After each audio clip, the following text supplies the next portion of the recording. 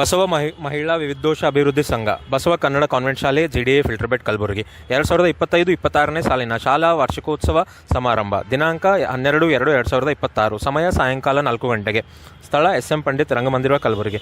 ಕಾರ್ಯಕ್ರಮವನ್ನು ಉದ್ಘಾಟಿಸಿದವರು ಶ್ರೀ ಸಿದ್ದರಾಜು, ಶ್ರೀ ಪೊಲೀಸ್ ಅಧೀಕ್ಷರು, ಕರ್ನಾಟಕ ಲೋಕಾಯುಕ್ತ ಸಿಬ್ಬಂದಿ ಕಲಬುರಗಿ. ಅಧ್ಯಕ್ಷತೆ ವಹಿಸಿದವರು ಶ್ರೀ ಹನುಮಂತರಾಯ ಅಟ್ಟೂರ್, ನ್ಯಾಯವಾದಿಗಳು. ಮುಖ್ಯ ಅತಿಥಿಗಳು ಶ್ರೀ ರೇವಣಸಿದ್ದಪ್ಪ ದೊಡ್ಡಮನಿ ಅವರು, ನಿವೃತ್ತ ಕುಲಪತಿಗಳು, ಗುಲ್ಬರ್ಗಾ ವಿಶ್ವವಿದ್ಯಾಲಯ. ಶ್ರೀ ಗುಂಡೇರಾವ್ ಮುಡುಬಿ, ನ್ಯಾಯವಾದಿಗಳು, ಸಾಹಿತಿಗಳು, ಚಿಂತಕರು, ಸಂಶೋಧಕರು. ಶ್ರೀ ಶರಣಬಸಪ್ಪ ಪಾಟೀಲ್ ಅಷ್ಟಗಿ, ಮಾಜಿ ನಿರ್ದೇಶಕರು, DCCI ಬ್ಯಾಂಕ್ ಕಲಬುರಗಿ.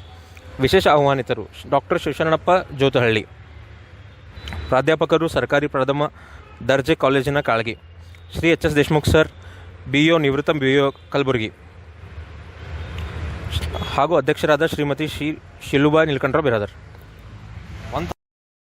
ಮಹಿಳಾ ವಿವಿಧೋದ್ದೇಶ ಅಭಿವೃದ್ಧಿ ಸಂಘದ ಅಡಿಯಲ್ಲಿ ಬಸವ ಕನ್ನಡ ಕಾನ್ವೆಂಟ್ ಶಾಲೆ 50 ವಾರ್ಷಿಕೋತ್ಸವ ಸಮಾರಂಭ, ಶಾಲೆ ವಾರ್ಷಿಕೋತ್ಸವ ಸಮಾರಂಭ ಜೊತೆಗೆ ಮಕ್ಕಳ ಸಾಂಸ್ಕೃತಿಕ ಸಮಾರಂಭ ಬಹಳ ಅದ್ಭುತವಾಗಿ ಉದ್ಘಾಟನೆ ಆಗಿರ್ತಕ್ಕಂಥದ್ದು.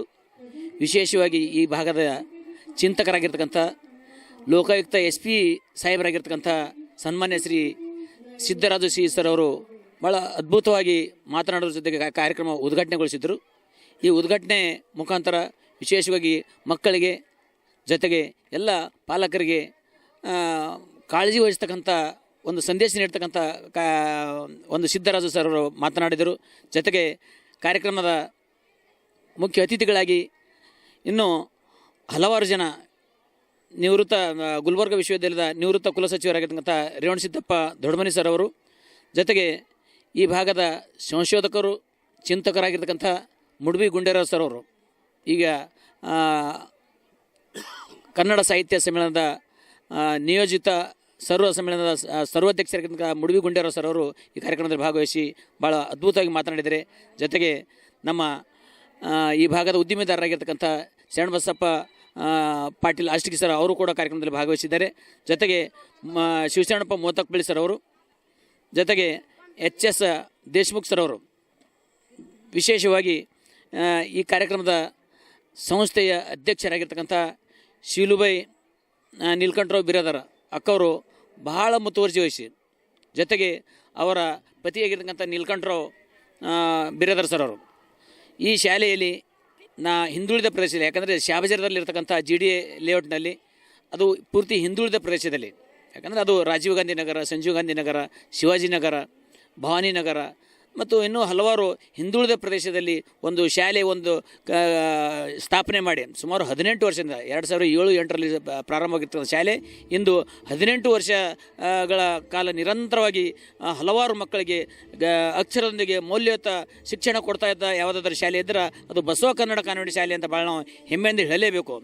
ಇಂದಿನ ದಿವಸ ಕೇವಲ 10 ಮಕ್ಕಳಿಂದ ಪ್ರಾರಂಭವಾಗಿರ್ತಕ್ಕಂಥ ಶಾಲೆ ಇವತ್ತು 18 ವರ್ಷದ ತನಕ ಭಾಳ ನಿರಂತರವಾಗಿ ಪರಿಶ್ರಮದ ಹಗಲು ರಾತ್ರಿ ಇಡೀ ಅವರ ಕುಟುಂಬವೇ, ಯಾಕಂದ್ರೆ ಇಬ್ಬರು ಮಕ್ಕಳು ಜೊತೆಗೆ ಇಬ್ಬರು ಗಂಡ ಹೆಂಡತಿ ಸೇರಿ ಇವತ್ತು ದಿವಸ ಶಿಕ್ಷಣ ವ್ಯಾಪಾರೀಕರಣದ ಸಂದರ್ಭದಲ್ಲಿ ಇವತ್ತು ಸೇವೆ ಮಾಡ್ತಕ್ಕಂಥ ಮನೋಭಾವ ಹೊಂದಿರತಕ್ಕಂಥ ವ್ಯಕ್ತಿ ಯಾರಾದರೂ ಇದ್ರೆ ನೀಲಕಂಠರಾವ್ ಬಿರಾದರ್ ಅಂತ ಭಾಳ ನಾವು ಹೆಮ್ಮೆಯಿಂದ ಹೇಳಲೇಬೇಕು.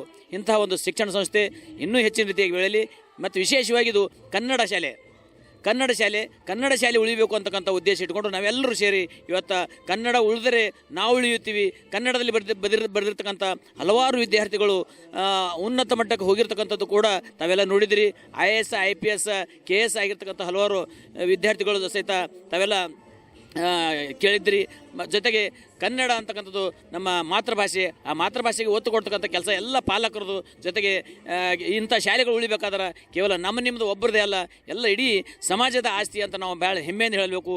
ಇಲ್ಲಿ ನಗರದಲ್ಲಿ ಬಸವ ಕನ್ನಡ ಕಾನ್ವೆಂಟ್ ಶಾಲೆ, ಆದರೆ ನಮ್ಮ ಪಕ್ಕದಲ್ಲಿ ಕೂತಿರ್ತಕ್ಕಂಥ ಗೌಡೇಶ್ ಬಿರಾದರ್ ಅವರು ಗ್ರಾಮೀಣ ಮಟ್ಟದಲ್ಲಿ ಉಪಳದಲ್ಲಿ ಶ್ರೀರಾಮ ಕನ್ನಡ ಕಾನ್ವೆಂಟ್ ಶಾಲೆ ತೆರೆದು ಭಾಳ ಅದ್ಭುತವಾಗಿ ಅವರು ಕೂಡ ಗ್ರಾಮೀಣ ಮಟ್ಟದಲ್ಲಿ ಸೇವೆ ಸಲ್ಲಿಸ್ತಾ ಇದ್ದಾರೆ.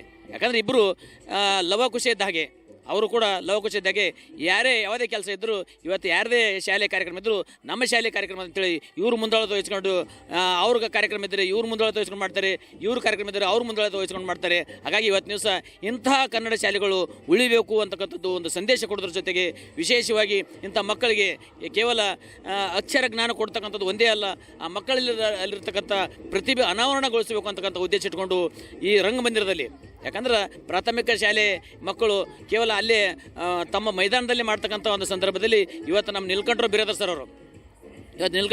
ಸರ್ ಅವರು ಇಡೀ ಮಕ್ಕಳಿಗೆ, ಯಾಕಂದರೆ ಪ್ರಾಥಮಿಕ ಮಕ್ಕಳಿಗೆ ಒಂದು ಪ್ರತಿಭೆ ಏನು ಹೊರಹಾಕಲು ಒಂದು ಪ್ರಾಥಮಿಕ ಶಾಲೆ ಏನದಂತಂದ್ರೆ ಇಡೀ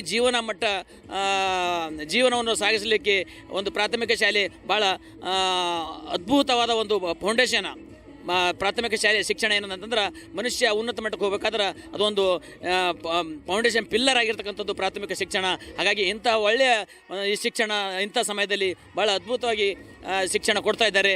ಹಾಗಾಗಿ ಇಂಥ ಶಿಕ್ಷಣ ಕೊಡೋದ್ರ ಜೊತೆಗೆ ಕೇವಲ ಇವ್ರ ಕುಟುಂಬದ ಜೊತೆಗೆ ಹಲವಾರು ಪಾಲಕರು, ಪೋಷಕರು ಜೊತೆಗೆ ಹಲವಾರು ಜನ ಇವತ್ತು ದಿವಸ ಸಂಬಳಕ್ಕಾಗಿ ಮಾಡ್ತಕ್ಕಂಥ ಹಲವಾರು ಜನ ಇವತ್ತು ಶಿಕ್ಷಕ ಹಲವಾರು ಶಿಕ್ಷಕ ವೃಂದದವರು ಸಹಿತ ಇವತ್ತು ಸಂಬಳಕ್ಕಾಗಿ ಯಾರು ಕೆಲಸ ಮಾಡ್ತಾ ಇಲ್ಲ, ಸೇವೆಗಾಗಿ ಕೆಲಸ ಮಾಡ್ತಾ ಇದ್ದಾರೆ.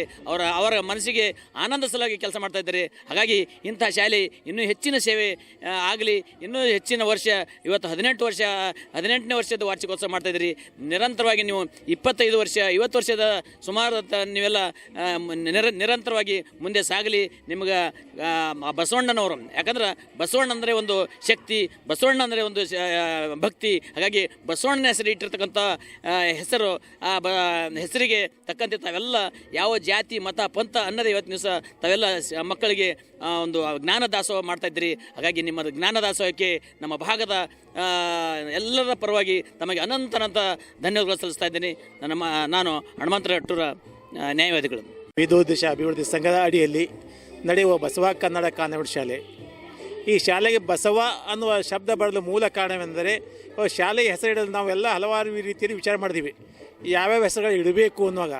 ಆದರೆ ಒಂದು ವಿಚಾರ ಬಂದು ನನಗೆ, ಯಾರೇ ನಮ್ಮ ಶಾಲೆಯ ಹೆಸರು ಬರೆದು ಅದು ತಪ್ಪು ಬರೀಬಾರ್ದು ಅನ್ನೋ ಉದ್ದೇಶದ ಯಾವುದೇ ಒತ್ತಕ್ಷರ, ಎಲ್ಲಿ ಒಂದು ಸೊನ್ನೆ ಎಲ್ಲಿ ಬರದೇ ಇರುವ ದೀರ್ಘ ಒಂದು ಇಲ್ಲದ ರೀತಿಯಲ್ಲಿ ಬಸವ ಎನ್ನುವ 3 ಅಕ್ಷರ ಪದ ಅತಿ 12ನೇ ಶತಮಾನ ಕಾಲದಿಂದಲೂ ಪ್ರತಿಯೊಬ್ಬರ ಬಾಯಿಯಲ್ಲಿ ಬಂದು ಹೋದಂಥ ಶಬ್ದ.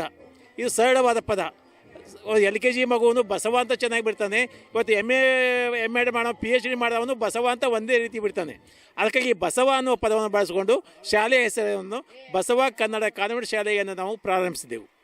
ಅದೇ ರೀತಿ ಮಕ್ಕಳಲ್ಲಿ ಇಲ್ಲಿ ನಾವು ನಡೆಸಿದಂಥ ಕಾಲನಿಯಲ್ಲಿ ಅತಿ ಕಾರ್ಮಿಕರ ಮಕ್ಕಳು, ಆರ್ಥಿಕವಾಗಿ ಹಿಂದುಳಿದ ಮಕ್ಕಳು ಹೆಚ್ಚಾಗಿರುವುದರಿಂದ ಅತಿ ಕಡಿಮೆವಾದ ಶಾಲಾ ಶುಲ್ಕದೊಂದಿಗೆ ಇವತ್ತಿಗೂ 1 ವರ್ಷಕ್ಕೆ 5,000 ಶುಲ್ಕ ಪಡೆದು ಇನ್ನಿತರ ಯಾವುದೇ ಖರ್ಚಿಲ್ಲದೆ ಆ ಮಕ್ಕಳಿಗೆ ಒಂದು ಉನ್ನತವಾದ ಗುಣಮಟ್ಟದ ಕನ್ನಡ ಭಾಷೆಯೊಂದೇ ಇಂಗ್ಲೀಷ್ ಭಾಷೆಯು ಸಾಮರ್ಥ್ಯವಾಗಿ ಮಗು ಓದಲು ಬರೆಯಲು ಕಲಿಸುತ್ತಿದ್ದೇವೆ.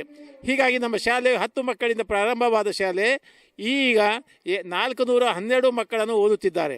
ಈ ನಮ್ಮಲ್ಲಿ ಓದಿದ್ದ ಮಕ್ಕಳು ಹೊರಗಡೆ ಹೋದಾಗ ಎಷ್ಟೋ ಮಕ್ಕಳು BE ಪಾಸ್ ಆಗಿದ್ದಾರೆ, ಮೆಡಿಕಲ್ ಮಾಡ್ತಾ ಇದ್ದಾರೆ, ಒಳ್ಳೆಯ ತಮ್ಮದೇ ಆದ ಉದ್ಯೋಗಗಳಿದ್ದಾರೆ. ಈ ಶಾಲೆಯ ಬಗ್ಗೆ ಒಂದು ಗೌರವದಿಂದ ಅವರು ಹೇಳೋದಕ್ಕೆ ನಮಗೆ ತುಂಬ ಒಂದು ಖುಷಿ ಆಗ್ತದೆ. ಅದಕ್ಕಾಗಿ ಕನ್ನಡ ಅನ್ನುವ ಪದ ಮಾತೃಭಾಷೆಯಲ್ಲಿ ಕಲಿತಂಥ ಜ್ಞಾನ ಯಾವ ಭಾಷೆಯಲ್ಲಿ ಕಲಿಯಕ್ಕೆ ಸಾಧ್ಯ ಇಲ್ಲ ಅನ್ನೋದನ್ನು ಅರಿತುಕೊಂಡು ನಾವು ಕನ್ನಡ ಮಾತೃಭಾಷೆಯಲ್ಲಿ ಮಗುವಿಗೆ ತಮ್ಮ ಭಾವನೆಯನ್ನು ವ್ಯಕ್ತಪಡಿಸಲು, ಇನ್ನೊಬ್ಬರ ಭಾವನೆಯನ್ನು ಅರ್ಥ ಮಾಡಿಕೊಳ್ಳಲು ಸುಲಭವಾಗುತ್ತದೆ. ಕನ್ನಡ ಭಾಷೆ ಜೊತೆಗೆ ಇಂಗ್ಲೀಷ್ ಭಾಷೆ ಬಲಿಷ್ಠವಾದ ಭಾಷೆ, ಎರಡೂ ಭಾಷೆಯನ್ನು ನಾವು ತುಂಬ ಚೆನ್ನಾಗಿ ಒಂದೇ ರೀತಿಯಲ್ಲಿ ನಾವು ಕಲಿಸ್ತಾ ಇದ್ದೀವಿ. ಅದಕ್ಕಾಗಿ ಪಾಲಕರು, ಮುದ್ದು ಮಕ್ಕಳು ಈ ಶಾಲೆ ಅತಿ ಪ್ರೀತಿಯನ್ನು ತೋರಿಸ್ತಾ ಅಂತ ಹೇಳ್ತಾ ಇಷ್ಟಪಡ್ತೀನಿ.